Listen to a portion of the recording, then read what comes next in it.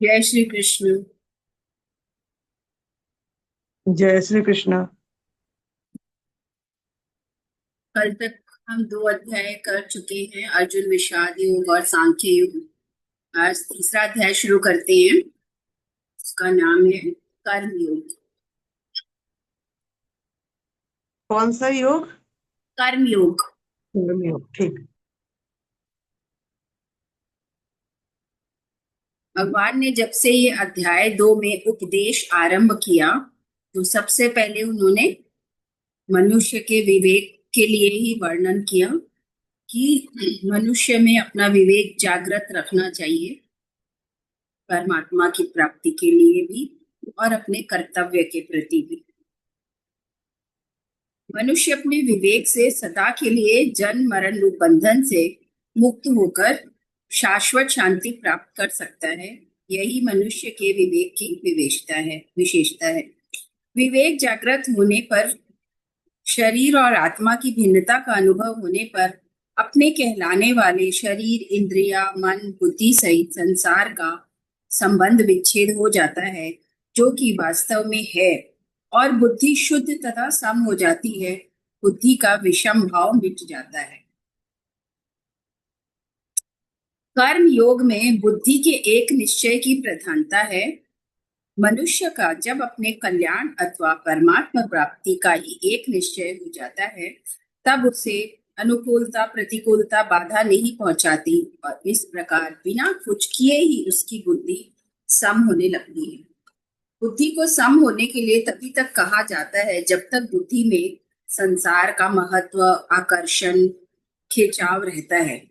एक निश्चयात्मक बुद्धि हो जाने पर संसार का महत्व, आकर्षण, खिंचाव अपने आप मिटने लगता है। ऐसी निश्चयात्मिका बुद्धि होने में भोग और संग्रह की आसक्ति को महान बाधक बताया गया है। भगवान ने कहा है, तुम समबुद्धि का आश्रय ग्रहण कर समता पूर्वक कर्म करने वाला पुरुष पाप और पुण्य दोनों का यहाँ जीवित अवस्था में ही त्याग कर देता है। इसलिए तू समता की प्राप्ति के लिए ही प्रयत्न कर, क्योंकि समता ही कर्मों में चतुरता है। अपना आग्रह रखने से श्रोता वक्ता की बातों का आशय अच्छी तरह से नहीं समझ सकता। यही कारण है कि अपना आग्रह रखने से अर्जुन भी भगवान के वचनों का आशय अच्छी तरह से नहीं समझ सकता, क्योंकि उसका मन है युद्ध न करने का।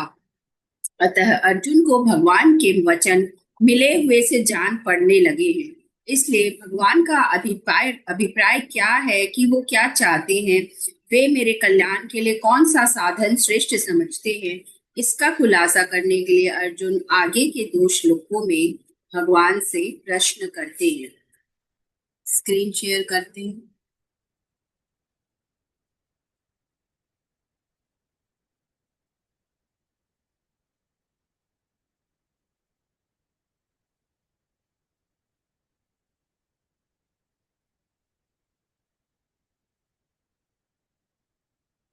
ओम श्री परमात्मने नमः। अथ तृतीयो अध्यायः कर्मयोग। अर्जुन उवाच, ज्यायसि चेत् कर्मणस्ते मत्ता बुद्धिर्जनार्दन, तत् किं कर्मणि घोरे मां नियोजयसि केशव।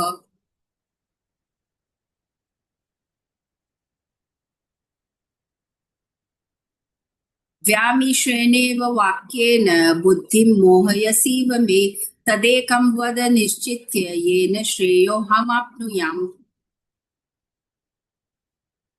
अर्जुन कहते हैं कृष्ण से, हे जनार्दन, अगर आप कर्म से बुद्धि को श्रेष्ठ मानते हैं, तो फिर हे केशव मुझे घोर कर्म में क्यों लगाते हैं? मतलब मुझे घोर कर्म युद्ध करने के लिए क्यों कहते हैं? आप अपने मिले हुए से वचनों से मेरी बुद्धि को मोहित सी कर रहे हैं। मतलब वो क्लियर समझ नहीं पा रहे अर्जुन कि भगवान कहना क्या चाहते हैं। उनको उनकी मिली जुली जैसी बातें लग रही है, तो उनको और स्पष्टता की इच्छा है। तो वह कह रहे हैं, आपकी मिले हुए वचनों से मेरी बुद्धि मोहित हो रही है, इसलिए आप निश्चय करके उस एक बात को कहिए जिससे मैं कल्याण को प्राप्त हो जाऊं। तो पहले के श्लोक में कहते हैं, यहाँ अर्जुन में भी हिंसा त्याग रूप भलाई के वेश में नहीं। पहला का जो श्लोक है, ज्यायसी चेत कर्मणस्ते मता बुद्धिर जनार्दन तत्किम कर्मणि घोरे माम नियोजयसी केशव। मनुष्य के अंतःकरण में एक कमजोरी रहती है कि वह प्रश्न करके उत्तर रूप में भी वक्ता से अपनी बात या अपना सिद्धांत का ही समर्थन चाहता है। इसे कमजोरी इसलिए कहा गया है कि वक्ता के निर्देश का, चाहे वह मनोनुकूल हो या सर्वथा प्रतिकूल, पालन करने का निश्चय ही शूरवीरता है। शेष सब कमजोरी या कायरता ही कही जाए। इस कमजोरी के कारण ही मनुष्य को प्रतिकूलता सहने में कठिनाई का अनुभव होता है। जब वह प्रतिकूलता को सह नहीं सकता, तब वह अच्छाई का चोला पहन लेता है और भलाई के वेश में बुराई आती है। जो बुराई भलाई के वेश में आती है, उसका त्याग करना बड़ा कठिन होता है। यह सब बातें अर्जुन के लिए कही जा रही है। यहाँ अर्जुन में भी हिंसा त्याग रूप भलाई के वेश में कर्तव्य त्याग रूप बुराई आई है। वो कह रहे हैं कि मैं अपने गुरुजनों को, पितामह को, मैं सबको नहीं मारूंगा, यह मेरे लिए पाप है। तो उनको उनका क्षत्रिय जो कर्तव्य है उस तरफ उनका ध्यान नहीं जा रहा है, तो उनमें ये चीज आ रही है मन में। अतः वे कर्तव्य कर्म से ज्ञान को श्रेष्ठ मान रहे हैं। इसी कारण वे यहाँ प्रश्न करते हैं कि यदि आप कर्म से ज्ञान को श्रेष्ठ मानते हैं, तो फिर मुझे युद्ध रूप घोर कर्म में क्यों लगाते हैं? कि मुझे युद्ध करने के लिए फिर आप मत कहिए। अगर वो कहते हैं अर्जुन, अगर आपकी मान्यता में कर्म से ज्ञान श्रेष्ठ है, उत्तम है, तो फिर मेरे को यज्ञ दान तप आदि शुभ कर्मों में नहीं लगाना चाहिए, केवल ज्ञान में ही लगा देना चाहिए। परंतु इसके विपरीत आप मेरे को युद्ध जैसे अत्यंत क्रूर क्रम में, जिसमें दिन भर मनुष्यों की हत्या करनी पड़े, वैसे कर्म में क्यों लगाना चाह रहे हैं?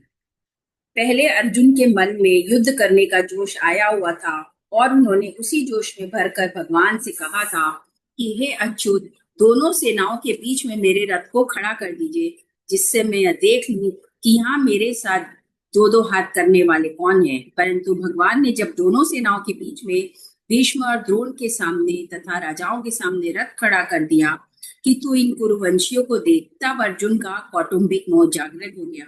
मोह जागृत होने से उनकी वृत्ति युद्ध से उपरत होकर ज्ञान की तरफ हो गई, क्योंकि ज्ञान में युद्ध जैसे घोर कर्म नहीं करने पड़ते। अतः अर्जुन कहते हैं कि आप मेरे को घोर कर्म में क्यों लगाते हैं? कोई भी साधक श्रद्धा पूर्वक पूछने पर ही अपने प्रश्न का सही उत्तर प्राप्त कर सकता है। आक्षेप पूर्वक शंका करने से सही उत्तर प्राप्त करना मुश्किल है। अर्जुन की भगवान पर पूर्ण श्रद्धा है, अतः भगवान के कहने पर अर्जुन अपने कल्याण के लिए युद्ध जैसे घोर कर्म में भी वो प्रवृत्त हो सकते हैं, लेकिन वह ठीक ठीक अपने आप को स्पष्ट करना चाहते हैं कि मुझे क्या करना है। व्यामिश्रेणेव वाक्येन बुद्धिं मोहयसि मुने।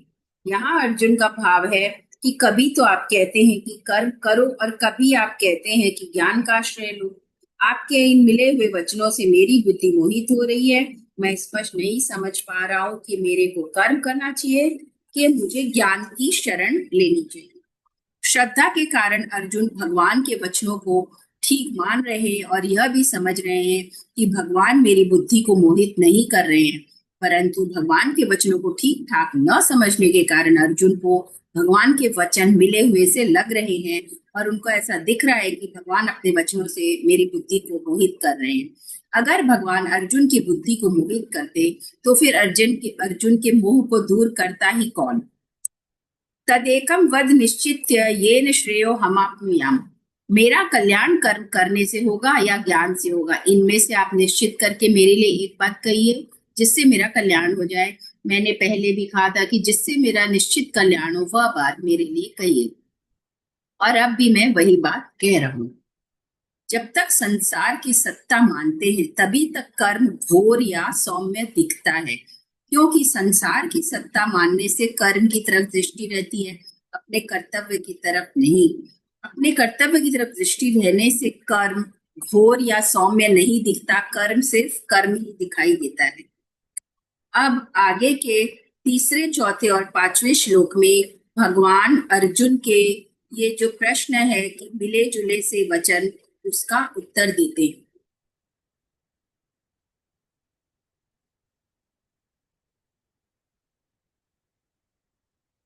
श्री भगवान उवाच लोकेऽस्मिन् द्विविधा निष्ठा पुरा प्रोक्ता मया नघ ज्ञानयोगेन सांख्यानां कर्मयोगेन योगिनाम्।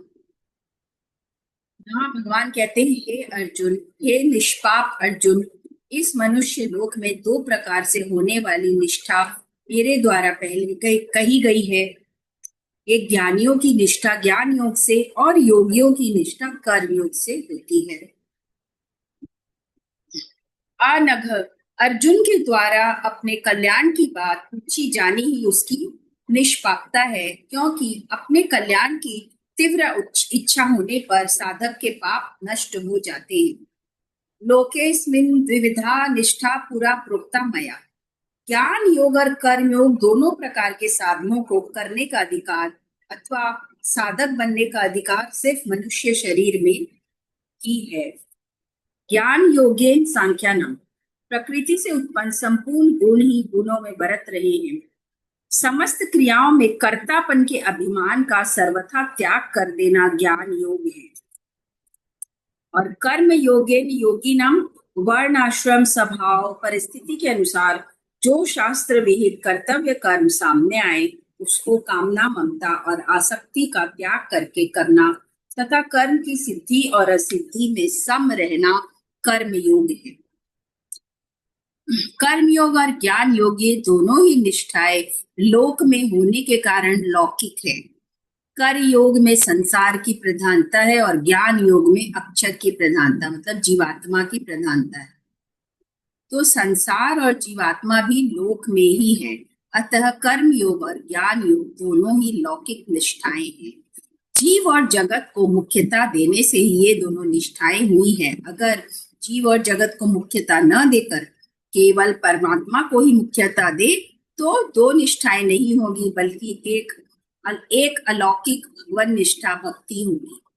लौकिक निष्ठा में मतलब कर्म योग ज्ञान योग में साधक का अपना उद्योग मुख्य होता है, वह साधन में अपना पुरुषार्थ मानता है। परंतु जब साधक भगवान का आश्रय रखकर साधन करता है, अपना उद्योग मुख्य नहीं मानता, तब उसकी निष्ठा अलौकिक होती है। भगवान का संबंध होने से सब कुछ अलौकिक हो जाता है। जब तक भगवान का संबंध नहीं होता तब तक सब लौकिक ही रहता है। किसी को बुरा न समझे, किसी का बुरा न चाहे और किसी का बुरा न करे तो कर्म योग आरंभ हो जाता है। मेरा कुछ नहीं है, मेरे को कुछ नहीं चाहिए और मेरे को अपने लिए कुछ नहीं करना है, इस सत्य को स्वीकार कर ले तो ज्ञान योग आरंभ हो जाता है। अब आगे के श्लोक में चलते हैं।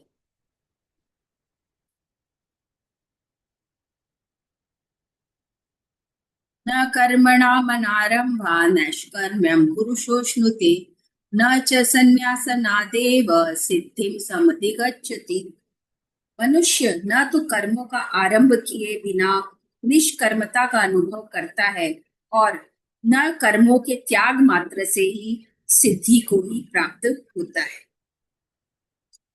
न कर्मणाम अनारंभ नैष्कर्म्यम पुरुषोश्नुते, इसका अर्थ है कर्म योग में कर्म करना अत्यंत आवश्यक है, क्योंकि निष्काम भाव से कर्म करने पर ही कर्म योग की सिद्धि होती है।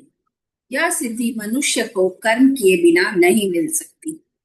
मनुष्य के अंतःकरण में कर्म करने का जो जोश उपस्थित रहता है उसे शांत करने के लिए कामना का त्याग करके कर्तव्य कर्म करना आवश्यक है। कामना रखकर कर्म करने पर यह वेग मिटता नहीं बल्कि बढ़ते रहता है। नैष्कर्म्य अश्नुते का अर्थ कर्म योग का आचरण करने वाला मनुष्य कर्मों को करते हुए भी निष्कर्मता को प्राप्त होता है। जिस स्थिति में मनुष्य के कर्म अकर्म हो जाते हैं, अर्थात बंधन कारक नहीं होते, उस स्थिति को निष्कर्मता कहते हैं। बीज को भूनने या उबालने पर उसमें पुनः अंकुर देने की शक्ति नष्ट हो जाती है। अतः निष्काम मनुष्य के कर्मों में पुनः जन्म मरण के चक्र में घूमने की शक्ति नहीं रहती।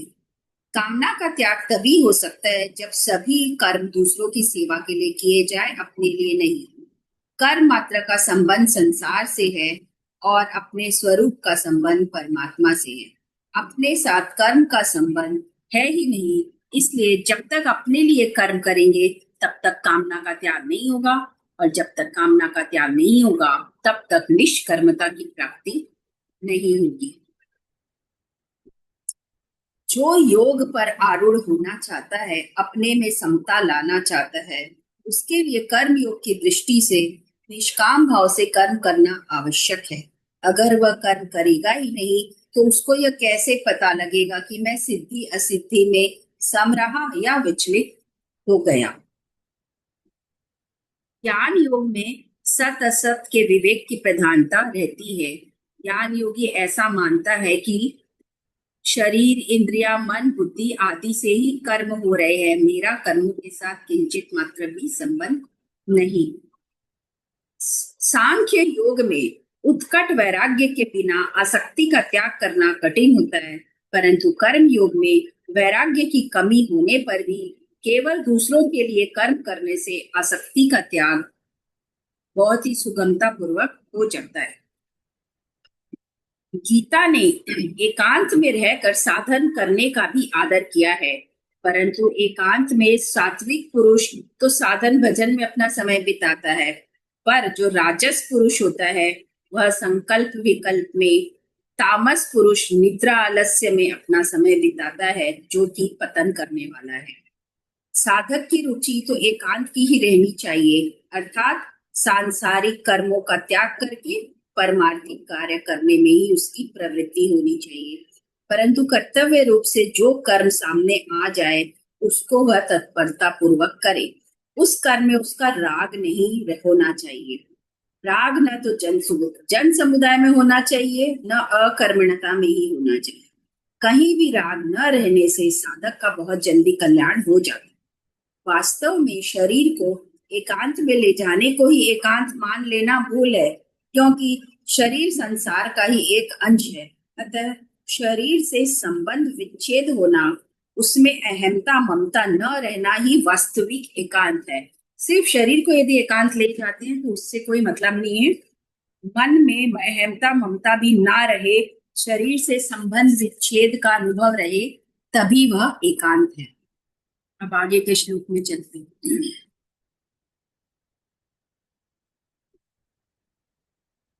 न हि कश्चित् क्षणमपि जातु तिष्ठत्य कर्मकृत्, कार्यते ह्यवशः कर्म सर्व प्रकृतिर्जैर्गुणैः। न हि कश्चित् क्षणमपि जातु तिष्ठत्य कर्मकृत्, इसका अर्थ है कर्म योग, ज्ञान योग और भक्ति योग, किसी भी मार्ग में साधक कर्म किए बिना वह नहीं रह सकता। इस श्लोक का शाब्दिक अर्थ ऐसा है, कोई भी मनुष्य किसी भी अवस्था में क्षण मात्र भी कर्म किए बिना नहीं रह सकता, क्योंकि प्रकृति के परवश हुए सब प्राणियों से प्रकृति जन्य गुण कर्म करवा ही लेते हैं। कर्म योग, ज्ञान योग और भक्ति योग, किसी भी मार्ग में साधक कर्म किए बिना नहीं रह सकता। कोई भी मनुष्य कर्म किए बिना नहीं रहता, चाहे वह ज्ञानी हो या अज्ञानी। ज्ञानी का अपने कहलाने वाले शरीर के साथ कोई संबंध नहीं रहता, उसके कहलाने वाले शरीर से भी हरदम क्रिया होती रहती है। मनुष्य मैं हरदम कर्म करता हूं ऐसा नहीं मानता, जबकि वह शरीर के साथ अपना संबंध मानता है, तब तक वह एक क्षण के लिए भी कर्म किए बिना नहीं रहता। जागृत अवस्था में, सपने वाली अवस्था में, मूर्छा में, किसी भी अवस्था में मनुष्य कर्म किए बिना नहीं रह सकता। इसका कारण भगवान अवशः शब्द से बताते हैं। प्रकृति के परवश होने के कारण उसे कर्म करने ही पड़ते हैं। प्रकृति निरंतर परिवर्तनशील है, साधक को अपने लिए कुछ नहीं करना है। जो विहित कर्म सामने आ जाए उसे केवल दूसरों के हित की दृष्टि से कर देना है। परमात्मा प्राप्ति का उद्देश्य होने से साधक निषिद्ध कर्म तो कर ही नहीं सकता, मतलब जो कर्म उसको शास्त्र के अनुसार मना हुआ हुआ है वो कर्म तो वह कर ही नहीं सकता। बहुत से मनुष्य केवल शरीर की क्रियाओं को कर्म मानते हैं, पर गीता मन की क्रियाओं को भी कर्म मानती है। गीता ने शारीरिक, वाचिक और मानसिक रूप से की गई मात्र क्रियाओं को कर्म माना है। मनुष्यों की धारणा बनी हुई है जिसके अनुसार वे बच्चों का पालन पोषण, आजीविका, व्यापार, नौकरी, अध्यापन आदि को ही कर्म मानते हैं और इनके अतिरिक्त खाना पीना, सोना बैठना, चिंतन करना आदि को कर्म नहीं मानते। इसी कारण कई मनुष्य व्यापार आदि कर्मों को छोड़कर ऐसा मान लेते हैं कि मैं कर्म नहीं कर रहा हूं, परंतु यह उनकी बहुत बड़ी भूल है। शरीर निर्वाह संबंधी शरीर की क्रियाएं, नींद, चिंतन आदि सूक्ष्म शरीर की क्रियाएं और समाधि आदि कारण शरीर की क्रियाएं, ये सब कर्म ही है। जब तक शरीर में अहंता ममता है, तब तक शरीर से होने वाली मात्र क्रियाएं कर्म है, क्योंकि शरीर प्रकृति का कार्य है और प्रकृति कभी अक्रिय नहीं होती। अतः शरीर में अहंता ममता रहते हुए कोई भी मनुष्य किसी भी अवस्था में क्षण मात्र भी कर्म किए बिना नहीं रह सकते। कार्यते ह्यवश कर्म सर्व प्रकृति जड़ गुणे।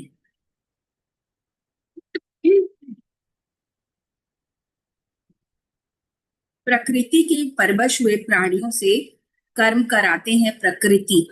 परवश होने पर प्रकृति के गुणों द्वारा कर्म कराए जाते हैं, क्योंकि प्रकृति एवं उसके गुण निरंतर क्रियाशील है। आत्मा स्वयं असंग, अविनाशी, अक्रिय, निर्विकार तथा निर्लिप्त है, जबकि जब तक वह प्रकृति एवं उसके कार्य, स्थूल और सूक्ष्म और कारण शरीर में किसी भी शरीर के साथ अपना संबंध मानकर उससे सुख चाहता है, तब तक वह प्रकृति के परवश रहता है। इसी परवशता को यहाँ अवशः शब्द से बताया गया है।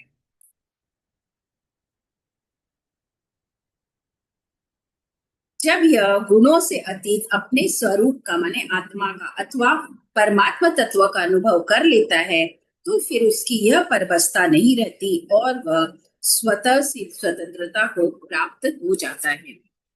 किसी सोए हुए मनुष्य को जागने के समय से पहले ही जगा देने पर वह कहता है कि मुझे कच्ची नींद में जगा दिया।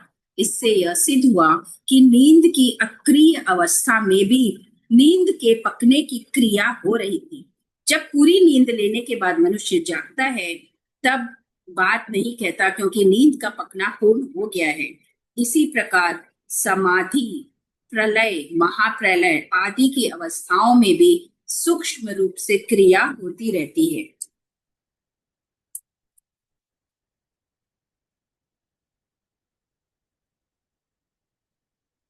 कर्म करने में कार्यते ह्यवशः कर्म, कर्म करने में तो हम परतंत्र है, पर उनके राग द्वेष करने में अथवा न करने में हम स्वतंत्र है। कोई भी मनुष्य किसी भी अवस्था में क्षण मात्र भी कर्म के बिना नहीं रहता। इस पर यह शंका होती है कि मनुष्य इंद्रियों की क्रियाओं को हठ पूर्वक रोककर भी तो अपने को अक्रिय मान सकता है। इसका समाधान करने के लिए भगवान आगे के श्लोक में कहते हैं,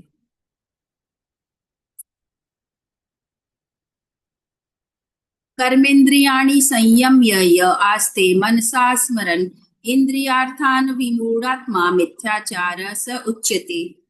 जो कर्म इंद्रियों को, यानी संपूर्ण इंद्रियों को हठ पूर्वक रोक कर मन से इंद्रियों के विषयों का चिंतन करते हुए बैठता है, वह मूढ़ बुद्धि वाला मनुष्य मिथ्या आचरण करने वाला कहा जाता है।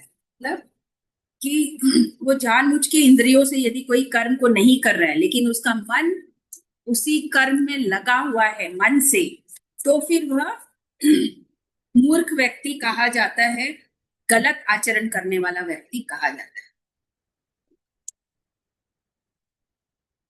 मूढ़ बुद्धि वाला मनुष्य बाहर से तो इंद्रियों की क्रियाओं को हठपूर्वक रोक देता है, पर मन से उन इंद्रियों के विषयों का चिंतन करता रहता है और ऐसी स्थिति को क्रिया रहित मान लेता है। इसलिए वह मिथ्याचारी अर्थात मिथ्या आचरण करने वाला कहा जाता है। उसने इंद्रियों के विषयों को बाहर से त्याग दिया है और ऐसा समझता है कि मैं कर्म नहीं करता हूँ, जबकि ऐसी अवस्था में भी वह कर्म रहित नहीं हुआ है। क्योंकि बाहर से क्रिया रहित दिखने पर भी अहमता, ममता, कामना के कारण राग पूर्वक विषय चिंतन के रूप में विषय भोग रूप कर्म तो हो ही रहा है, वह मन से भोग कर ही रहा है।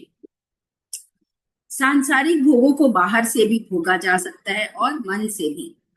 बाहर से राग पूर्वक भोगों को भोगने से अंतःकरण में भोगों के संस्कार पड़ते हैं। वैसे ही संस्कार मन से भोगों को भोगने से अर्थात राग पूर्वक भोगों का चिंतन करने से भी पड़ते हैं। बाहर से भोगों का त्याग तो मनुष्य विचार से, लोक लिहाज से, व्यवहार में गड़बड़ी आने के भय से भी कर सकता है, पर मन से भोग भोगने में बाहर से कोई बाधा नहीं आती। अतः वह मन से भोगों को भोगता रहता है और अपना गलत अभिमान करता रहता है कि मैं भोगों का त्यागी हूँ। मन से भोग भोगने से ज्यादा हानि होती है, क्योंकि इसके सेवन का विशेष अवसर मिलता है, मतलब ज्यादा समय मिल जाता है, क्योंकि बाहर से कोई बाधा नहीं आती। अतः साधक को चाहिए कि जैसे वह बाहर के भोगों से अपने को बचाता है, उनका त्याग करता है, ऐसे ही मन के भोगों के चिंतन का भी विशेष सावधानी से त्याग करें। अर्जुन भी कर्मों का स्वरूप से त्याग करना चाहते हैं और भगवान से पूछते हैं कि आप मुझे घोर कर्म में क्यों लगाते हैं। इसमें भगवान कहते हैं कि जो मनुष्य अहंता, ममता, आसक्ति, कामना आदि रखते हुए केवल बाहर से कर्मों का त्याग करके अपने को बिना क्रिया वाला मानता है, उसका आचरण गलत है।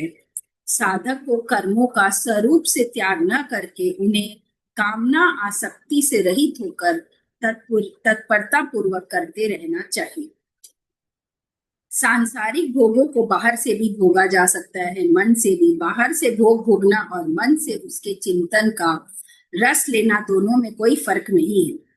बाहर से राग पूर्वक भोग भोगने से जैसा संस्कार पड़ता है, वैसा ही संस्कार मन से भोग भोगने से अर्थात मन से भोगों के चिंतन में रस लेने से पड़ता है। भोग की याद आने पर उसकी याद से रस लेते हैं तो कई वर्ष बीतने पर भी वह भोग ज्यों का त्यों ताजा बना रहता है। अतः भोग के चिंतन से भी एक नया भोग बनता है। इतना ही नहीं, मन से भोगों के चिंतन का सुख लेने से विशेष हानि होती है, क्योंकि लोक लिहाज से व्यवहार में गड़बड़ी आने के भय से मनुष्य बाहर से भोगों का त्याग कर लेता है, पर मन से भोग भोगने में बाहर से कोई बाधा नहीं आती। अतः मन से भोग भोगने का उसे बहुत ज्यादा समय मिल जाता है। इसलिए मन से भोग भोगना साधक के लिए बहुत नुकसान करने वाली बात है। वास्तव में मन से भोगों का त्याग ही वास्तविक त्याग है। यहाँ के इस श्लोक का मेन अर्थ यही है। यहाँ जैसे ये छठा श्लोक हम लोग पढ़े हैं। चौथे श्लोक में भगवान ने कर्म योग और सांख्य योग दोनों की दृष्टि से कर्मों का त्याग अनावश्यक बताया। फिर पांचवें श्लोक में कहा कि कोई भी मनुष्य किसी भी अवस्था में क्षण मात्र भी कर्म किए बिना नहीं रह सकता। छठे श्लोक में हठ पूर्वक इंद्रियों की क्रियाओं को रोककर अपने को बिना क्रिया वाला मान लेने का आचरण मिथ्या बताया। इससे सिद्ध हुआ कि कर्मों का स्वरूप से त्याग कर देने मात्र से उनका वास्तविक त्याग नहीं होता। अतः आगे के श्लोक में भगवान वास्तविक त्याग की पहचान बताते हैं।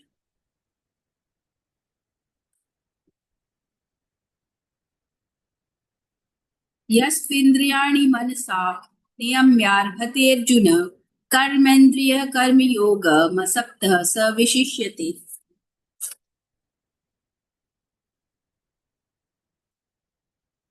यहाँ भगवान कहते हैं अर्जुन अर्जुन शब्द का अर्थ होता है स्वच्छ। यहाँ भगवान ने अर्जुन संबोधन का प्रयोग करके यह भाव दिखाया है कि तुम निर्मल अंतःकरण से युक्त हो, अतः तुम्हारे अंतःकरण में कर्तव्य कर्म विषयक यह संदेह कैसे, अर्थात यह संदेह तुम्हारे में स्थिर नहीं रह सकता। यस्त्विन्द्रियाणि मनसा नियम्य, मन से इंद्रियों को वश में करने का अर्थ है कि विवेकवती बुद्धि के द्वारा मन और इंद्रियों से स्वयं का कोई संबंध नहीं है, ऐसा अनुभव करना। मन से इंद्रियों का नियमन करने पर इंद्रियों का अपना स्वतंत्र आग्रह नहीं रहता, उनको जहां लगाना चाहे वहीं वे लग जाती है। जहां से उनको हटाना चाहे वहां से वह हट जाती है। इंद्रिया वश में तभी होती है जब इनके साथ ममता का सर्वथा अभाव हो जाता है। आसक्त है। आसक्ति दो जगह होती है, एक कर्मों में, एक उनके फलों में। समस्त दोष आसक्ति में ही रहते हैं, कर्मों तथा उनके फलों में नहीं। आसक्ति रहते हुए योग सिद्ध नहीं हो सकते। आसक्ति का त्याग करने पर ही योग सिद्ध होता है। अतः साधक को कर्मों का त्याग न करके उसमें जो आसक्ति है उसका त्याग करना चाहिए। आसक्ति रहित होकर सावधानी पूर्वक कर्तव्य कर्म का आचरण किए बिना कर्मों से संबंध विच्छेद नहीं हो सकता। साधक आसक्ति रहित तभी हो सकता है जब वह शरीर, इंद्रियां, मन, बुद्धि को मेरी अथवा मेरे लिए न मानकर केवल संसार का और संसार के लिए ही मानकर संसार के हित के लिए कर्तव्य कर्म का आचरण करने में लग जाए। जब वह अपने लिए कोई कर्म न करके केवल दूसरों के हित के लिए सारे कर्म करता है, तब उसकी अपनी फल आसक्ति अपने आप मिट जाती है। साधारण मनुष्य तो अपनी कामना सिद्धि के लिए ही किसी कार्य में लगता है, परंतु साधक आसक्ति के त्याग का उद्देश्य लेकर ही किसी कार्य में लगता है। ऐसे साधक को यहाँ असक्त कहा गया है। जब ज्ञान योगी और कर्म योगी दोनों ही फल, इच्छा और आसक्ति का त्याग करते हैं, तब ज्ञान योग की अपेक्षा कर्म योग अधिक आसान सिद्ध होता है। कारण कि कर्म योगी को फिर किसी अन्य साधन की आवश्यकता नहीं रहती, जबकि ज्ञान योगी को देह अभिमान और क्रिया पदार्थ की आसक्ति मिटाने के लिए कर्म योग की आवश्यकता रहती है। कर्म योग में आसक्ति का त्याग मुख्य है, जिससे कर्म योगी को समबुद्धि की प्राप्ति हो जाती है। इसलिए भगवान कहते हैं कि कर्मों का त्याग करने की आवश्यकता नहीं है, बल्कि आसक्ति रहित होकर कर्म करने की आवश्यकता है। कर्म योग में कर्म सदा दूसरों के लिए, हित के लिए होता है और योग अपने लिए होता है। अर्जुन कर्म को अपने लिए मानते हैं, इसलिए उन्हें युद्ध रूप कर्तव्य कर्म घोर दिख रहा है। इस पर भगवान यह स्पष्ट करते हैं कि आसक्ति ही घोर होती है, कर्म कभी घोर नहीं होता।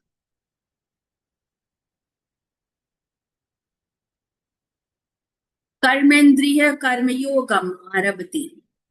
जब कर्म अपने लिए न करके दूसरों के हित के लिए किया जाता है, तब वह कर्म योग कहलाता है। अपने लिए कर्म करने से अपना संबंध कर्म तथा कर्म फल के साथ हो जाता है, और अपने लिए कर्म न करके दूसरों के लिए कर्म करने से कर्म तथा उसका फल संबंध दूसरों के साथ तथा परमात्मा का संबंध अपने साथ हो जाता है, जो कि सदा से है। इस प्रकार देश काल परिस्थिति आदि के अनुसार प्राप्त कर्तव्य कर्म को निस्वार्थ भाव से करना कर्म योग का आरंभ करना है।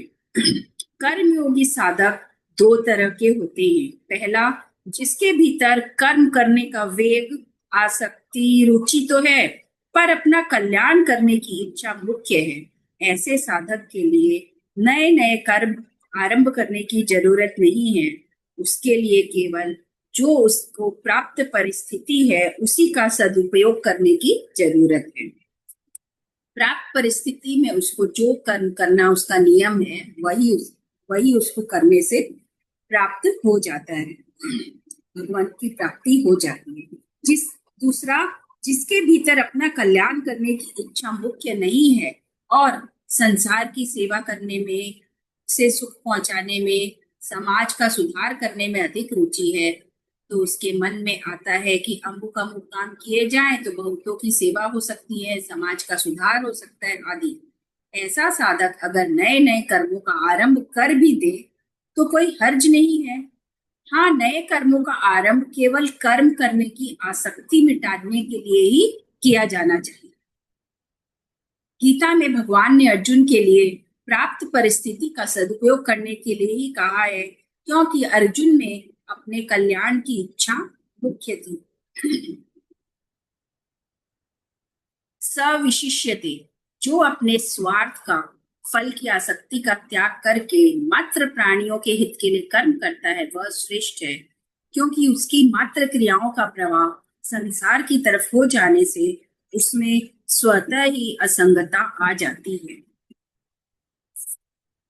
अपने में कल्याण की इच्छा हो, स्वभाव में उदारता हो, हृदय में करुणा हो, अर्थात दूसरों के सुख से सुखी, दूसरों के दुख से दुखी हो जाए, ये तीन बातें होने पर मनुष्य कर्मयोग का अधिकारी हो जाता है। कर्मयोग का अधिकारी होने पर कर्मयोग सुगमता से होने लगता है। कर्मयोग में एक विभाग कर्म का है, एक विभाग योग का है। प्राप्त वस्तु, सामर्थ्य और योग्यता का सदुपयोग करना और व्यक्तियों की सेवा करना, यह है कर्तव्य है। कर्तव्य का पालन करने से संसार में माने हुए संयोग का वियोग हो जाता है, यह योग है। कर्तव्य का संबंध संसार के साथ है और योग का संबंध परमात्मा के साथ है। गीता जी अपनी शैली के अनुसार पहले विषय का विवेचन करती है, फिर करने से लाभ और न करने से हानि बताती है, इसके बाद उसका अनुभव करने की आज्ञा देती है। यहाँ भी भगवान अर्जुन के जो प्रश्न है, मुझे घोर कर्म में क्यों लगाते हैं, का उत्तर देते हुए पहले कर्मों के सर्वथा त्याग को असंभव बताते हैं, फिर कर्मों का स्वरूप से त्याग करके मन से विषय चिंतन करने को मिथ्याचार बताते हुए निष्काम भाव से कर्म करने वाले मनुष्य को श्रेष्ठ बताते हैं।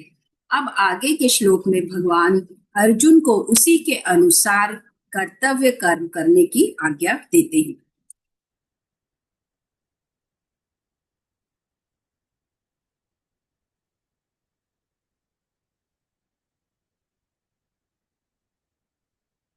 नियतं कुरु कर्म त्वं कर्म ज्यायो ह्यकर्मण शरीर यात्रापि च ते न प्रसिद्धेद कर्मणः। तू शास्त्र विधि से नियत किए हुए कर्तव्य कर्म कर। भगवान कह रहे हैं, तू शास्त्र विधि से नियत किए हुए कर्तव्य कर्म कर, क्योंकि कर्म न करने की अपेक्षा कर्म करना श्रेष्ठ है, तथा कर्म न करने से तेरा शरीर निर्वाह भी सिद्ध नहीं होगा। नियतम कुरु कर्मत्वम, शास्त्रों में विहित तथा नियत दो प्रकार के कर्मों को करने की आज्ञा दी गई है। विहित कर्म का अर्थ है सामान्य रूप से शास्त्रों में बताया हुआ आज्ञा रूप कर्म, जैसे व्रत, उपवास, उपासना आदि। इन विहित कर्मों को पूरी तरह से करना एक व्यक्ति के लिए कठिन है, परंतु निषिद्ध कर्मों का त्याग, मतलब जो जो कर्म शास्त्र के अनुसार मना किए गए हैं, उन कर्मों को ना करना सुगम है।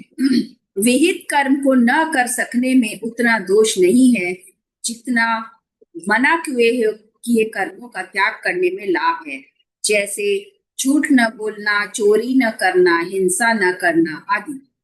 निषिद्ध कर्मों का त्याग होने से विहित कर्म अपने आप होने लगते हैं। नियत कर्म का अर्थ है वर्ण, आश्रम, स्वभाव एवं परिस्थिति के अनुसार प्राप्त कर्तव्य कर्म, जैसे भोजन करना, व्यापार करना, मकान बनवाना, मार्ग भूले हुए व्यक्ति को मार्ग दिखाना आदि। कर्मयोग की दृष्टि में जो वर्ण धर्म अनुकूल शास्त्र विहित कर्तव्य कर्म प्राप्त हो जाए, वह चाहे घोर हो या सौम्य नियत कर्म ही है। यहाँ पे अर्जुन का भी या नियत कर्म में ही उसका क्षत्रिय धर्म, युद्ध करने का धर्म आता है। भगवान अर्जुन से कहते हैं कि क्षत्रिय होने के नाते अपने वर्ण धर्म के अनुसार परिस्थितियों से प्राप्त युद्ध करना तेरा स्वाभाविक कर्म है। क्षत्रिय के लिए युद्ध रूप हिंसात्मक कर्म घोर दिखते हुए भी घोर नहीं है, उसके लिए वह नियत कर्म ही है।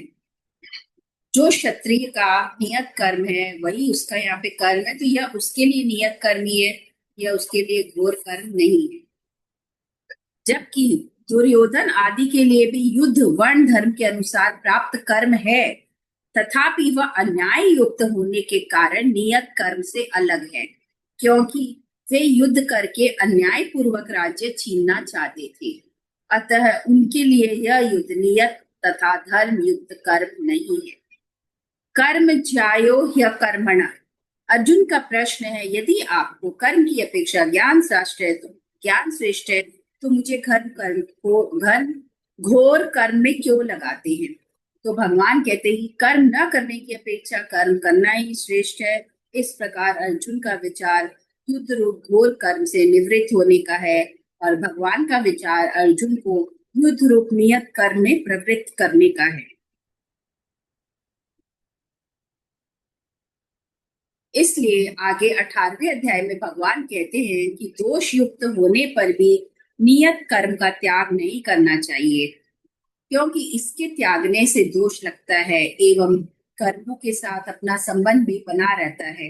अतः कर्म का त्याग करने की अपेक्षा नियत कर्म करना ही श्रेष्ठ है। फिर आसक्ति रहित होकर कर्म करना तो और भी श्रेष्ठ माना गया है, क्योंकि इससे कर्मों के साथ सर्वथा संबंध विच्छेद हो जाता है। अतः भगवान अर्जुन को अनासक्त भाव से नियत कर्म करने की आज्ञा देते हैं और कहते हैं कि कर्म किए बिना तेरा जीवन निर्वाह भी नहीं होगा। अर्जुन, तेरी कर्म न करने में आसक्ति न हो। कारण यह है कि कर्तव्य कर्मों से जी चुराने वाला मनुष्य प्रमाद, आलस्य और निद्रा में अपना मूल्य समय नष्ट कर देगा, अथवा शास्त्र में जो कार्य निषिद्ध है वह वही कर्म करेगा और उसका पतन हो जाएगा। शरीर यात्रा भी चते न प्रसिद्धे द कर्मण। अर्जुन, तुम्हें कर्म तो करने ही पड़ेंगे, अन्य की तो बात ही क्या है। कर्म किए बिना तेरा शरीर निर्वाह यानी खाना पीना आदि भी असंभव हो जाएगा। ज्ञान योग में विवेक के द्वारा संसार से संबंध विच्छेद होता है, ऐसे ही कर्म योग में कर्तव्य कर्म का ठीक ठाक अनुष्ठान करने से संसार से संबंध विच्छेद हो जाता है। अर्जुन की कर्मों से अरुचि है, अर्थात उसके मन में कर्म न करने का आग्रह है। केवल अर्जुन की ही बात नहीं है, बल्कि पारमार्थिक मार्ग के अन्य साधक भी प्रायः इस विषय में ऐसी ही भूल करते हैं। उनकी इच्छा साधन करने की रहती है और साधन करते भी है, फिर भी वे अपनी मनचाही परिस्थिति, अनुकूलता और सुख बुद्धि भी साथ में रखते हैं, जो उनके साधन में महान बाधक हो जाती है। जो साधक तत्व प्राप्ति में सुगमता ढूंढता है, उसे शीघ्र प्राप्त करना चाहता है, वह वास्तव में सुख का रागी है, न कि साधन का प्रेमी। जो सुगमता से तत्व प्राप्ति चाहता है, उसे कठिनता सहनी पड़ती है, और जो शीघ्रता से तत्व प्राप्ति चाहता है, उसे विलंब सहना पड़ता है, क्योंकि सुगमता और शीघ्रता की इच्छा करने से साधक की दृष्टि साधन पर न रहकर फल पर चली गई है। इसलिए जिससे साधन में उकताहट प्रतीत होती है और साध्य की प्राप्ति में विलंब भी होता है। जिसका यह दृढ़ निश्चय या उद्देश्य है कि चाहे जैसे भी हो, मुझे तत्व की प्राप्ति होनी ही चाहिए, उसकी दृष्टि सुगमता पे, शीघ्रता पर नहीं जाती। तत्परता के साथ कार्य में लगा हुआ मनस्वी व्यक्ति जब अपने उद्देश्य की पूर्ति के लिए कमर कसकर लग जाता है, तब वह सुख और दुख की तरफ देखता नहीं है। साधक की तो बात ही क्या है, एक साधारण लोभी मनुष्य भी दुख की ओर नहीं देखता। प्रायः देखा जाता है कि पसीना आ रहा है, भूख प्यास लगी है, शौच जाने की आवश्यकता जान पड़ती है, फिर भी यदि माल की विशेष बिक्री हो रही है तथा पैसे आ रहे हैं, तो वह लोभी व्यापारी सब कष्ट सह लेता है। ठीक लोभी व्यक्ति की तरह साधक की साध्य में निष्ठा होनी चाहिए। उसे साध्य की प्राप्ति के बिना चैन से न रहा जाए, जीवन भार स्वरूप प्रतीत होने लगे, खाना पीना आराम आदि कुछ भी अच्छा न लगे, और हृदय में साधन का आदर और तत्परता रहे। साध्य को प्राप्त करने की उत्कंठा होने पर देरी तो असह्य होती है, पर वह जल्दी प्राप्त हो जाए यह इच्छा नहीं होती। और उत्कंठा दूसरी बात है एवं शीघ्र मिलने की इच्छा दूसरी बात है। आसक्ति पूर्वक साधन करने वाला साधक साधन में सुख भोग करता है और उसमें विलंब या बाधा लगने से उसे क्रोध आता है एवं वह साधन में दोष दृष्टि करता है। परंतु आदर और प्रेम पूर्वक साधन करने वाला साधक साधन में विलंब या बाधा लगने पर आर्त भाव से रोने लगता है और उसकी उत्कंठा और तेजी से बढ़ती है। यही शीघ्रता और उत्कंठा में अंतर है। शीघ्रता में साधक का सुख सुविधा का भाव रहता है कि तत्व प्राप्ति शीघ्र हो जाए तो पीछे आराम करेंगे। इस प्रकार उनकी दृष्टि फल पर रहती है तो साधन का आदर कम हो जाता है। परंतु उत्कंठा में साधक अपने साधन में ही आराम मानता है कि साधन के सिवाय और करना ही क्या है, इससे बढ़िया और काम ही क्या है जिसे करे। साधन करना है चाहे सुगमता से हो, कठिनता से हो, शीघ्रता से हो या देरी से हो, इसलिए उसकी पूरी शक्ति साधन में लग जाती है, जिससे उसको शीघ्रता से तत्व प्राप्ति हो जाती है। परंतु शीघ्रता से सिद्धि चाहने वाला साधक साध्य की प्राप्ति में देरी होने पर निराश भी हो सकता है। अतः साधक को साध्य से भी अधिक आदर साधन को देना चाहिए। निष्काम भाव से कर्म करने वाला योगी केवल स्वरूप से कर्मों का त्याग करने वालों से अथवा सकाम भाव से कर्म करने वालों से ही श्रेष्ठ नहीं है, बल्कि ज्ञान योगी से भी श्रेष्ठ है। इसलिए भगवान निष्काम भाव से कर्म करने पर यहाँ विशेष जोर दे रहे हैं। भगवान ने कर्म किए बिना शरीर निर्वाह भी नहीं होने की बात कही। इससे सिद्ध होता है कि कर्म करना बहुत आवश्यक है। परंतु कर्म करने से मनुष्य बंधता है, तो फिर मनुष्य को बंधन से छूटने के लिए क्या करना चाहिए, इसको भगवान आगे के श्लोक में बताते हैं।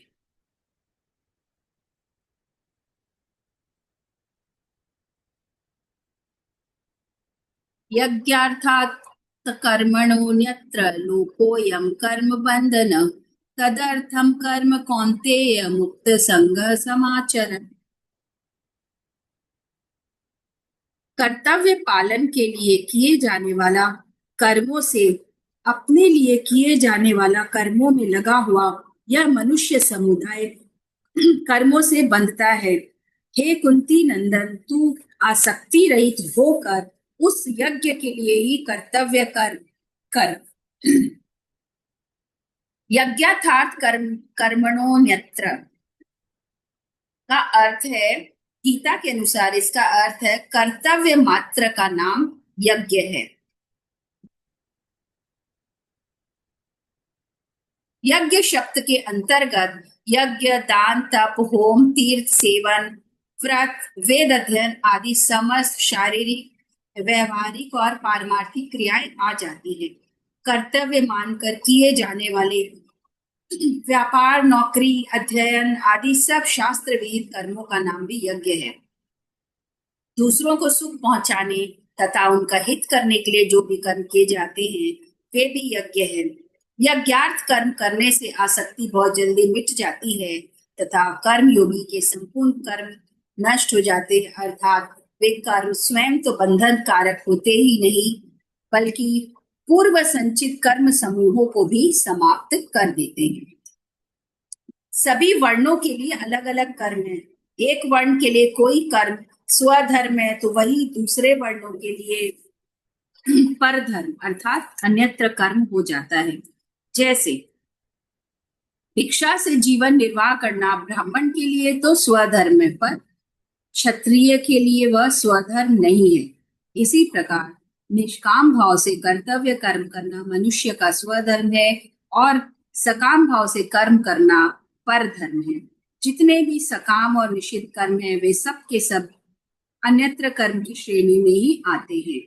अपने सुख, मान, बड़ाई, आराम आदि के लिए जितने कर्म किए जाए वे सब के सब अन्यत्र कर्म है, स्वकर्म नहीं है। तथा छोटा से छोटा तथा बड़ा से बड़ा जो भी कर्म किया जाए उसमें साधक को सावधान रहना चाहिए कि कहीं किसी स्वार्थ की भावना से तो कर्म नहीं हो रहा है। साधक उसी को कहते हैं जो निरंतर सावधान रहता है। इसलिए साधक को अपनी साधना के प्रति सतर्क जागरूक रहना ही चाहिए। लोकोयम कर्म बंधना, कर्तव्य कर्म यानी यज्ञ करने का अधिकार मुख्य रूप से मनुष्य को ही है। इसका जिसका उद्देश्य प्राणी मात्र का हित करना, उनको सुख पहुंचाना होता है, उसी के द्वारा कर्तव्य कर्म हुआ करते हैं।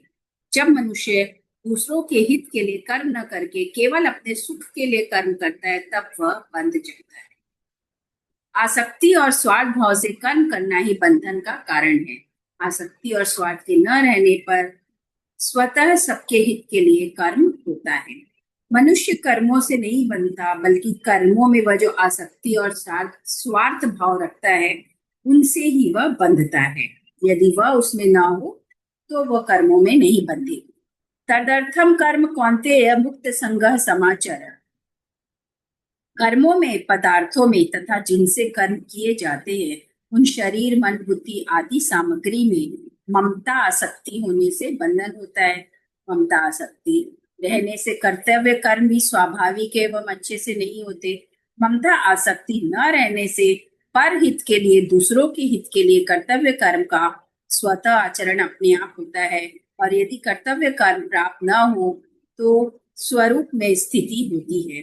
परिणाम स्वरूप साधन निरंतर होता है और असाधन कभी होता ही नहीं। अपने लिए कर्म करने से सकाम भाव रहता है, और सकाम भाव रहने से निषिद्ध कर्म, माने जो कर्म मना किए गए हैं शास्त्र के अनुसार, वो भी होने की पूर्ण संभावना रहती है। इसलिए सकाम भाव से काम नहीं करना चाहिए, फल की इच्छा से काम नहीं करना चाहिए। आलस्य और प्रमाद के कारण नियत कर्म का त्याग करना तामस त्याग कहलाता है, जिसका फल मूढ़ता है, अर्थात मूढ़ योनियों की प्राप्ति है।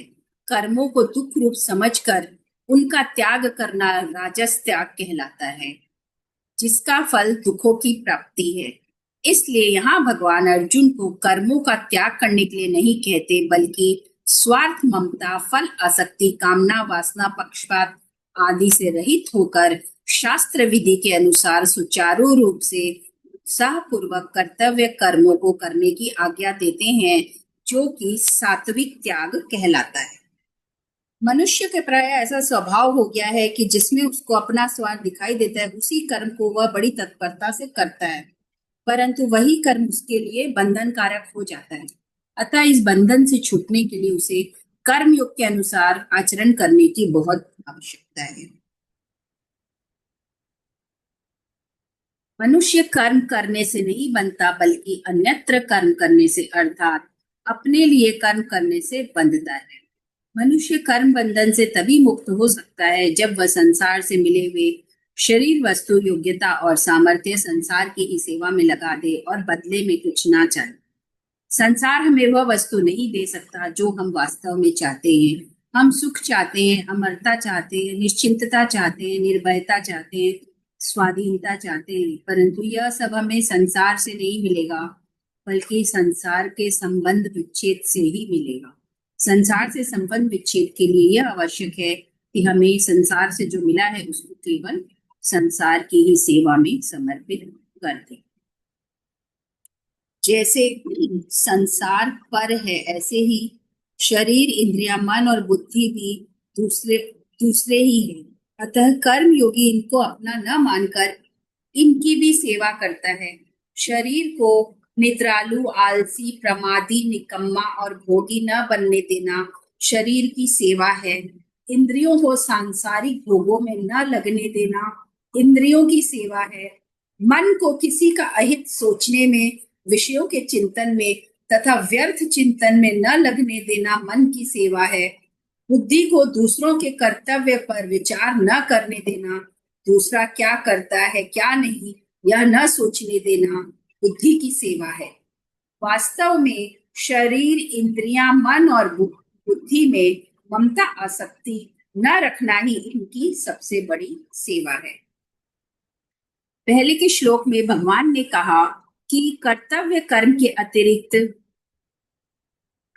अतिरिक्त कर्म बंधन कारक होते हैं। अतः इस बंधन से मुक्त होने के लिए कर्मों का स्वरूप से त्याग न करके कर्तव्य बुद्धि से कर्म करना आवश्यक है। आगे के श्लोक, अब कर्मों की आवश्यक, जो कर्मों को करना चाहिए उसको पुष्ट करने के लिए, उसको क्लियर करने के लिए और भी कारण भगवान आगे के श्लोक में बताते हैं।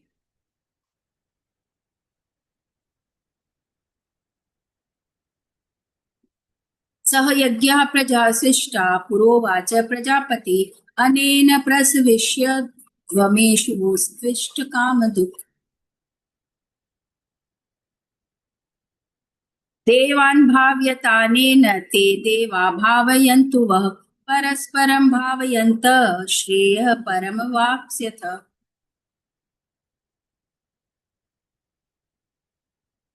यहाँ भगवान कहते हैं कि प्रजापति ब्रह्मा जी ने सृष्टि के आदि काल में कर्तव्य कर्मों के विधान सहित मनुष्य आदि की रचना करके उनसे प्रधानतया मनुष्यों से कहा कि तुम लोग इस कर्तव्य के द्वारा सबकी वृद्धि करो और कर्म रूप ज्ञान तुम लोगों को कर्तव्य पालन की आवश्यक सामग्री प्रदान करने वाला हो। इसके इसके द्वारा तुम लोग देवताओं को भी उन्नत करो और देवता लोग अपने कर्तव्य के द्वारा तुम लोग को उन्नत करे। इस प्रकार एक दूसरे को उन्नत करते हुए तुम लोग परम कल्याण को प्राप्त हो जाओगे। सह यज्ञ प्रजा सृष्ट्वा पुरोवाच प्रजापति। ब्रह्मा जी सृष्टि के रचयिता एवं उसके स्वामी है तथा अपने कर्तव्य का पालन करने के साथ वे प्रजा की रक्षा तथा उसके कल्याण का विचार करते रहते हैं। जो जिसे उत्पन्न करता है उसकी रक्षा करना उसका कर्तव्य हो जाता है। ब्रह्मा जी प्रजा की रचना करते, उसकी रक्षा में तत्पर रहते तथा सदा उसके हित की बात सोचते हैं, इसलिए वे प्रजापति कहलाते हैं। देवता, ऋषि, पितर, मनुष्य तथा अन्य पशु, पक्षी, वृक्ष आदि सभी प्राणी प्रजा है। इनमें भी योग्यता, अधिकार और साधन की विशेषता के कारण मनुष्य पर अन्य सब प्राणियों के पालन की जिम्मेवारी है। अतः यहाँ प्रजा पद विशेष रूप से मनुष्यों के लिए ही प्रयुक्त हुआ है। यहाँ भगवान कहते हैं मैंने ही नहीं बल्कि ब्रह्मा जी ने भी आदि काल में कर्तव्य सहित प्रजा को रचकर उसको उसी कर्म योग का आचरण करने की आज्ञा दी थी। अर्थ यह है कि कर्म योग की परंपरा अनादि काल से ही चली आ रही है, यह कोई नई बात नहीं है। अनेन प्रस्विष्य ध्वमेश वो स्विष्ट कामधुक। यहाँ अर्जुन की कर्म न करने में जो रुचि थी उसे दूर करने के लिए भगवान कहते हैं कि प्रजापति ब्रह्मा जी के वचनों से भी तुम्हें कर्तव्य कर्म करने की शिक्षा लेनी चाहिए। दूसरों के हित के लिए कर्तव्य कर्म करने से ही तुम्हारी लौकिक और पारलौकिक उन्नति हो सकती है। यहाँ यह समझ लेना चाहिए कि भगवान की आज्ञा से और उन्हीं की शक्ति से ब्रह्मा जी प्रजा की रचना करते हैं, अतः वास्तव में सृष्टि के मूल रचयिता भगवान ही हैं। वास्तव में मनुष्य शरीर भोग भोगने के लिए है ही नहीं, इसलिए सांसारिक सुखों को भोगो ऐसी आज्ञा या विधान किसी भी शास्त्र में नहीं है। समाज भी स्वच्छंद भोग भोगने की आज्ञा नहीं देता, उसके विपरीत दूसरों को सुख पहुंचाने की आज्ञा या विधान शास्त्र और समाज दोनों ही देते हैं। जैसे पिता के लिए यह विधान तो मिलता है कि वह पुत्र का पालन पोषण करे, पर यह विधान कहीं भी नहीं मिलता कि पुत्र से पिता सेवा ले ही। इसी प्रकार पुत्र, पत्नी आदि अन्य संबंधियों के लिए भी यह बात समझनी चाहिए। कर्म योगी सदा देने का ही भाव रखता है, लेने का नहीं, क्योंकि लेने का भाव ही बांधने वाला है। लेने का भाव रखने से कल्याण प्राप्ति में बाधा है, संसारिक पदार्थों की प्राप्ति भी बाधा उपस्थित हो जाती है। सभी का अनुभव है कि संसार में लेने का भाव रखने वाले को कोई देना नहीं चाहता, इसलिए ब्रह्मा जी कहते हैं बिना कुछ चाहे निस्वार्थ भाव से कर्तव्य करने से मनुष्य अपनी उन्नति कर सकता है। देवान भावयतानेन। कर्म योगी का उद्देश्य अपने कर्तव्य कर्मों से प्राणी मात्र को सुख पहुंचाना रहता है, इसलिए यहाँ ब्रह्मा जी संपूर्ण प्राणियों की उन्नति के लिए मनुष्य को अपने कर्तव्य कर्म रूप यज्ञ के पालन का आदेश देते हैं। अपने अपने कर्तव्य का पालन करने से मनुष्य का अपने आप कल्याण हो जाता है। जैसे वृक्ष लता आदि में भी स्वाभाविक ही फूल फल लगने लगते हैं, परंतु यदि उन्हें खाद और पानी दिया जाए तो उनमें फूल फल विशेषता से लगते हैं। ऐसे ही यजन पूजन से देवताओं की पुष्टि होती है, जिससे देवताओं के काम विशेष न्यायप्रद होते हैं। परंतु जब मनुष्य अपने कर्तव्य कर्मों के द्वारा देवताओं का पूजन नहीं करते, तब देवताओं को पुष्टि नहीं मिलती, जिससे उनमें अपने कर्तव्य का पालन करने में कमी आ जाती है। उनके कर्तव्य पालन में कमी आने से ही संसार में विप्लव अर्थात अनावृष्टि, अतिवृष्टि जो इसीलिए होते हैं। परस्परम भावयन्तः अर्थ यह नहीं समझना चाहिए कि दूसरा हमारी सेवा करे तो हम उसकी सेवा करें, बल्कि यह समझना चाहिए कि दूसरा हमारी सेवा करे या ना करे, हमें तो अपने कर्तव्य के द्वारा उसकी सेवा करनी है। दूसरा क्या करता है, क्या नहीं करता, हमें सुख देता है या दुख, इन बातों से हमें कोई मतलब नहीं रखना चाहिए, क्योंकि दूसरों के कर्तव्य को देखने वाला अपने ही कर्तव्य से हट जाता है और उसका पतन होता है। दूसरों से कर्तव्य का पालन करवाना अपने अधिकार की बात भी नहीं है। हमें सबका हित करने के लिए केवल अपने कर्तव्य का पालन करना है और उसके द्वारा सबको सुख पहुंचाना है। सेवा करने में अपनी समझ, सामर्थ्य, समय और सामग्री को अपने लिए थोड़ी सी भी बचा कर नहीं रखनी है, तभी जड़ता से सर्वथा संबंध विच्छेद हो जाएगा। हमारे जितने भी सांसारिक संबंधी माता पिता, स्त्री पुत्र, भाई भौजाई आदि है, उन सब की हमें सेवा करनी चाहिए।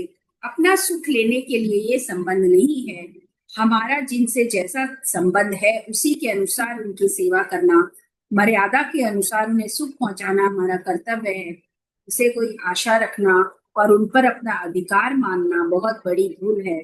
हम उनके ऋणी हैं और ऋण उतारने के लिए उनके यहाँ हमारा जन्म हुआ है। अतः निस्वार्थ भाव से उन संबंधियों की सेवा करके हम अपना ऋण चुका दे, यह हमारा सर्वप्रथम आवश्यक कर्तव्य है। सेवा तो हमें सभी की करनी है, परंतु जिनकी हमारे पर जिम्मेवारी है उन संबंधियों की सेवा सबसे पहले करनी चाहिए। मनुष्य को अपना अधिकार देखना ही नहीं है, बल्कि अपने अधिकार का त्याग करना है। केवल दूसरों के अधिकार की रक्षा के लिए अपने कर्तव्य का पालन करना है। इसलिए ब्रह्मा जी देवताओं और मनुष्यों को उपदेश देते हैं कि एक दूसरे का हित करना तुम लोगों का कर्तव्य है। श्रेय परम वाप्स्यथ, ऐसी धारणा बनी हुई है कि परम कल्याण की प्राप्ति का कथन अतिशयोक्ति है, पर वास्तव में ऐसा नहीं है। अगर इसमें किसी को संदेह हो तो वह ऐसा खुद करके देख सकता है। जैसे धरोहर रखने वाले की धरोहर उसे वापस कर देने से धरोहर रखने वाले से तथा उस धरोहर से हमारा किसी प्रकार का संबंध नहीं रहता, ऐसे ही संसार की वस्तु संसार की सेवा में लगा देने से संसार और संसार की वस्तु से हमारा कोई संबंध नहीं रहता। संसार से माने हुए संबंध का विच्छेद होते ही चिन्मयता का अनुभव हो जाता है। अतः प्रजापति ब्रह्मा जी के वचनों में अतिशयोक्ति की कल्पना करना अनुचित है। यहाँ परम कल्याण की प्राप्ति मुख्यता से मनुष्यों के लिए ही बताई गई है, देवताओं के लिए नहीं, क्योंकि देव योनि अपना कल्याण करने के लिए नहीं बनाई गई है।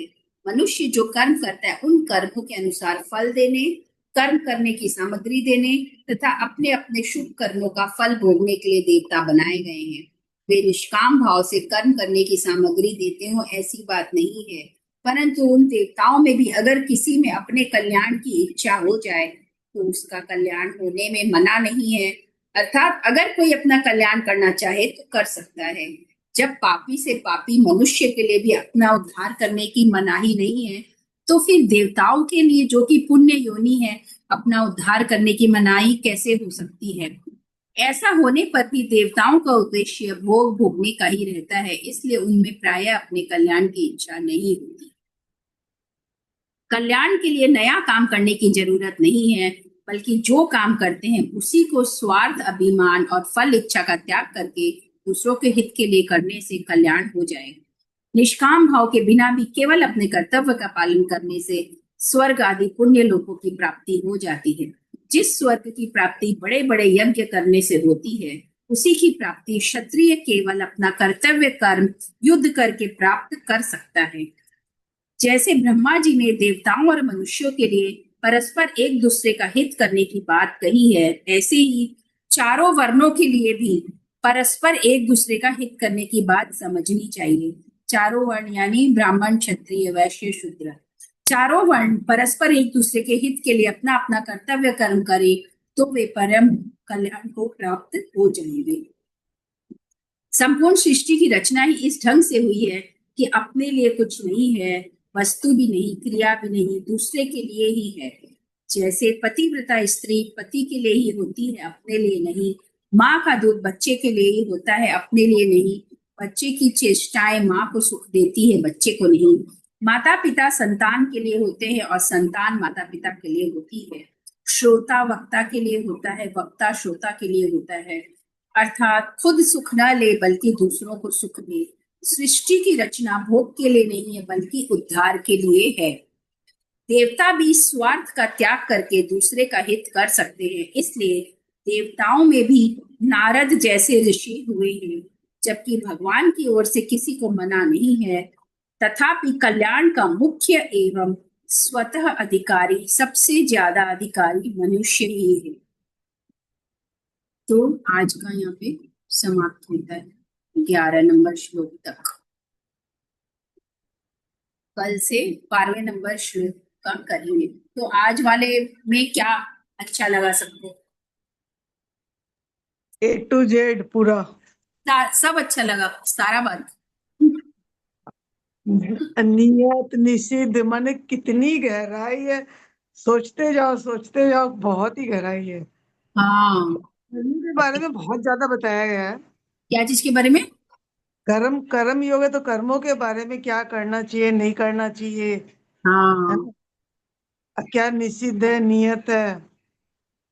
विहित बहुत सुंदर, कर्म, नियत कर्म, ऐसे 2-3 तरह से डिवाइड कर करके डिटेल्स में पूरा बहुत बताया। सुंदर, बहुत सुंदर। हम्म, मैंने बेड़ा पार लगेगा, अगर सुनते रहेंगे तो बेड़ा पार होगा ही। हाँ, अभी तो सोचिए कि इतना डीप बात तीसरा अध्याय में ही आ गया, 18 तक में क्या क्या आएगा। सही बात है, बहुत अच्छा लग रहा है। ठीक है, तब कल मिलते हैं। आगे का 12वां नंबर श्लोक से कल आरंभ करेंगे।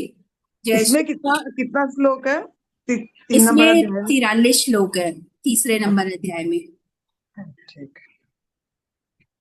इसीलिए ऐसे 11-11, किसी दिन 10, किसी दिन 11, ऐसे करके खत्म।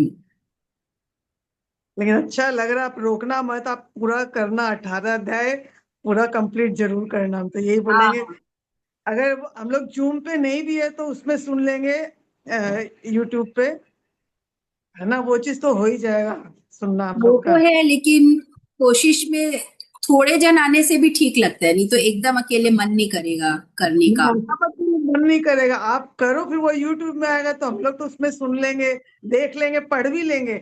आप जब पढ़ते हो ना, तो वो हम तो रीड करते हैं। मेरा बहुत मन था, जैसा आप जो कर रहे हो, इसी तरह का हम खोज रहे थे कि मैंने रीड भी करे, उसका मीनिंग भी बताए। बाबा की कृपा से, हम लोग बाबा बोलते हैं भगवान को, उनकी कृपा से हमको मिल गया। हाँ, तो अच्छा जो लगा, चाहते हैं वो अपने आप स्काई में मैनिफेस्ट होके वो होता भी तो है ही अपने आप, भगवान के द्वारा। बहुत अच्छा लग रहा है। ठीक है, फिर कल आगे करते हैं। हाँ, जय श्री कृष्णा। जय श्री कृष्णा। धन्यवाद सबको।